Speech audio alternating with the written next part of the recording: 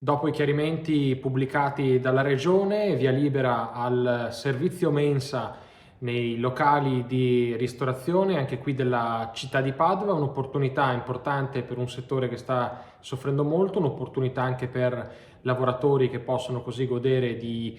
un servizio durante le proprie giornate di lavoro. Chiaro che dobbiamo attenerci alle regole, fare in modo che siano rispettati i protocolli anticontagio, far sì che all'interno di questi pubblici esercizi ci siano solo i lavoratori delle aziende che hanno stipulato una convenzione con gli esercizi stessi. Nei chiarimenti forniti dalla Regione competente in merito alla materia del commercio si spiega che non è necessario un codice Ateco specifico per qualificare l'attività di mensa all'interno dei ristoranti. Dunque, superato il problema dell'incompatibilità, nei locali chiusi, vista la permanenza del Veneto in zona arancione, si potrà lavorare, oltre che per asporto, anche fornendo un servizio mensa per le aziende o gli uffici che ne faranno richiesta. L'assessore al commercio del comune di Padova ha invitato dunque i ristoratori della città al rispetto delle norme anti-Covid e a preparare la documentazione necessaria ad accertare la corrispondenza fra gli avventori e i dipendenti delle aziende a cui si presta il servizio mensa. Noi abbiamo aggiornato la comunicazione che avevamo già effettuato nei giorni scorsi ai ristoranti che stavano attivando questo servizio